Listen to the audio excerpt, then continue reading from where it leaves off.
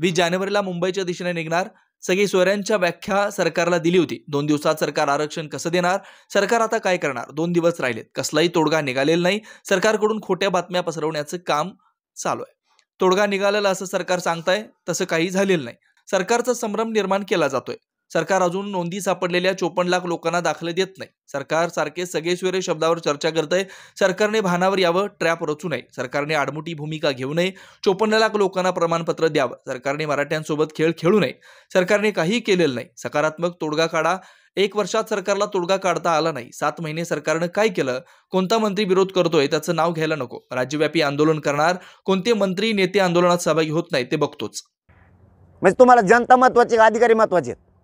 ह्याच जनतेनं तुम्हाला त्या गादीवर बसवलेले। तुम्हाला कायमचा सुपडा साफ करायला वेळ नाही लागणार मराठ्यांना। तुम्ही आम्हाला चिरडी घालू नका विनाकारण। आम्ही शब्दांना शब्द ऐकला मुख्यमंत्र्याचा आणि 2 उपमुख्यमंत्र्याचा शब्दाचा सन्मान या मराठ्यांनी केला म्हणून तुम्हाला आत्तापासून 7 महिने वेळ दिला आम्ही। तुम्ही कशामुळे पत्र देत नाही त्या लोकांच्या नोंदी असून? काय कारण आहे तुमच्या न देण्याचे? दीड महिने झाले लोकांनी अर्ज केलेले। ह्या 54 लाख नोंदी मिळाल्या हे लोकांना माहीतच नाहीत। आणखी काय करते तुमची यंत्रणा? गाव लेवलवर तुमची यंत्रणा आहे। मागच्या 15 दिवसात तुम्ही सगळ्या महसूलच्या कर्मचाऱ्याला सुट्ट्या रद्द केल्यात। मराठ्यांचे प्रमाणपत्र रद्द करण्यासाठी दिल्यात का तुम्ही आमचे असणारे पुरावे लपवण्यासाठी त्यांना सुट्ट्या दिल्यात? दस्तऐवज कुठे आहे? कसं काय सापडत नाही? जळाला कसं काय? हैदराबादचं का नाही आणला? तुम्हाला गॅजेट घ्या म्हणलं, हैदराबादचं का नाही घेतलं? मुंबई गव्हर्नमेंटचं घ्या म्हणलं, का नाही घेत तुम्ही? सातारा संस्थांचं का घेत नाहीत तुम्ही? तुम्ही का पागल समजता मराठ्यांना? एवढं मोठं आंदोलन, करोडोच्या संख्येनं लोक बाहेर निघत आहेत। कोणत्या कार्यक्रमाला गेलं लोक लाखांनी लोक येतात। साध्या गावात भेटीला गेलं तर 5-5 हजार लोक गावातले थांबायला लागले आणि रस्त्याने रॅली काढली तर 2-2 लाख लोक रस्त्यावर उभा राहायला लागले। त्या लोकांचा अपमान करायचा मी तुमच्या सरकारसाठी? हे लोक कशासाठी जमलेत लाखात संख्येनं? त्यांच्या लेकराला न्याय मिळावा म्हणून। आणि त्या लेकराला न्याय देण्यासाठी पाठ्य पुढे निघालाय। तुमच्याशी मित्रत्व करायला नाही। तुम्ही काय करता? मुंबईत आल्यावर तुमचं नाही ऐकल्यावर गोळ्या घालताना झेलायला तयार आहे मी। मराठ्यांना माझी विनंती, यांनी जर गोळ्या घालून मला मारलं माझा विचार मरू देऊ नका। अजिबात विचार मरू द्यायचा नाही आणि मराठ्यांची एकजूट फूट देऊ नका। आंदोलनच बंद होऊ देऊ नका, तरच माझं गेलेलं बलिदान सार्थक होणार आहे। तुम्ही कोणानंही मग हटायचं नाही, शांततेत आंदोलन सुरू ठेवायचं। पण राज्य पूर्ण बंद दिसलं पाहिजे, पूर्ण राज्य बंद। कारण आपल्या लेकराला न्याय मिळतो, हटायचं नाही। मी हटत नाही, तुमचा मुलगा म्हणून सांगतो। 20 तारखेला मुंबईला निघालो म्हणून निघालो। आरक्षण घेतल्याशिवाय मागे फिरत नाही। यांचा कोणता ट्रॅप भीपी ना तीच बघतो कोण येते ट्रॅपमध्ये। मंत्री माहीत झालेत मला ते कोण येते, कोणत्या मंत्र्यांनी ट्रॅप रचलाय, कोणत्या जिल्ह्याचा पालकमंत्री आहे, कोणत्या जिल्ह्याचा मंत्री आहे। त्या दिवशी रात्रीच्या बैठकीला कोणी विरोध केला मराठ्याच्या आरक्षणाला? कोणी केला नाही हे पण माहिती। कोणी अधिवेशनात मराठ्यांच्या बाजूने बोलला हे मराठ्यांना माहिती। आता उघड्या डोळ्यानं मराठे बघणार आहेत 20 जानेवारीच्या रॅलीत कोणता मंत्री आमदार मराठ्यांच्या बाजून सामील होतोय आणि किती लोक घेऊन सामील होतोय। जो येणार नाही ना मराठ्यांनो त्याला लक्षात ठेवा। आता यांना मराठ्यांच्या बाजून उभा राहत नाहीत नाही, यांच्यावर लक्षात ठेवा। आता रॅलीत कसे उभा राहत नाहीत।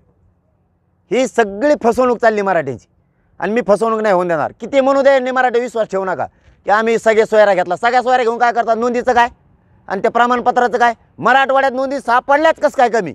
जाणून बुजून मराठवाड्यात तुम्ही नोंदी सापडू दिल्या नाहीत का? गॅजेट घेत नाहीत तुम्ही?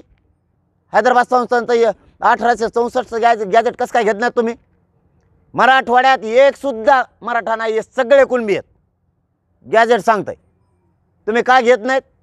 बाकीच्यांना देताना आम्ही विरोध केला का? नाही केला। पण आता तुम्ही आम्हाला देताना विरोध करताय तर सरकारच्या डोक्यावर गुलाल टाकायला जायचं। गुडघे इतका थर मुंबईतल्या प्रत्येक रस्त्यावर साचला पाहिजे, इतक्या टनानं गुलाल घेऊन जाणार आहेत आम्ही। आणि नाही दिलं तर मुंबईच्या सगळ्या रस्त्यावर मराठेच असणार, आरक्षण घेऊन येणार, याच्यावर मी ठाम आहे। तुमच्याकडून तोडगा कधी निघेल?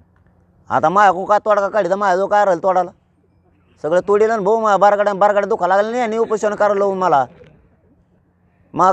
मला उठता येत नाही, बसता येत नाही। भाकर खाताना मी हातानेच खातोय बसून। का करू? तोडग्याला काय संधी नाही दिली सरकार, मुख्यमंत्री साहेबाचा आणि उपमुख्यमंत्री साहेबाचा। मी खरं सांगतो माझी पाडणं थोपटीत इतका प्रामाणिकपणानं संयमानं चालवतोय मी हे आंदोलन। आणि सरकारला सुद्धा आम्ही 7 महिन्याचा वेळ दिलाय। माझ्या बापानं, माझ्या मायबाप मराठ्यानं वेळसुद्धा दिलाय। माझा बापच मराठा समाज आहे, समाजाने 7 महिन्याचा वेळ दिलाय। आणि किती द्यायचा? आत्ता 23 डिसेंबरपासून 20 जानेवारीपर्यंत सुद्धा ही वेळच होता, तो आमच्या तयारीसाठी होता, पण त्यांच्यासाठी हा वेळच होता. त्या क्युरिटी पिटिशनचं काही केलं नाही यांनी, यांनाच मिळलं नाही, ती कुठे शिके आणि शेंगा झोडी त्या मला इकडं. आणि या कुणबी नोंदीचं काही केलं नाही. मराठवाड्यात सुद्धा नोंदी यांनी सापडलेल्या नाही जाणून बुजून. आता पळत येत रोजच्याच दावड्या देते. काय देतो दावड्या? 1 महिना भर नाही दिला, आता काय निकास टायमाला जाऊन देतो. एकाच्या ग्रामपंचायतला आणखीन यांनी पॉम्पलेट चिटकेलं नाही, नोंदी कोणाच निघाल्या. म्हणले 2 दिवसात चिटकितो. काय चिटकेले? तुम्हाला जाणून बुजून मराठ्याचा अपमान करायचा आहे. पण मराठे काय असतात ना, तुम्ही 26 जानेवारीला बघा आता मुंबईत मजा बघा.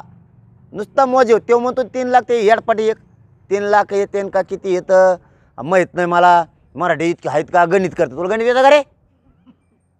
राय बिताडा रोबा तिथं तू पुलाच्या हातात मोजेव लोक, आणि ते त्याच्या हातात द्या. एक आरटीओचं असतं असं वाजत, ते द्या त्याच्या हातात. हां, मग त्याला माणसं मोजून देऊ.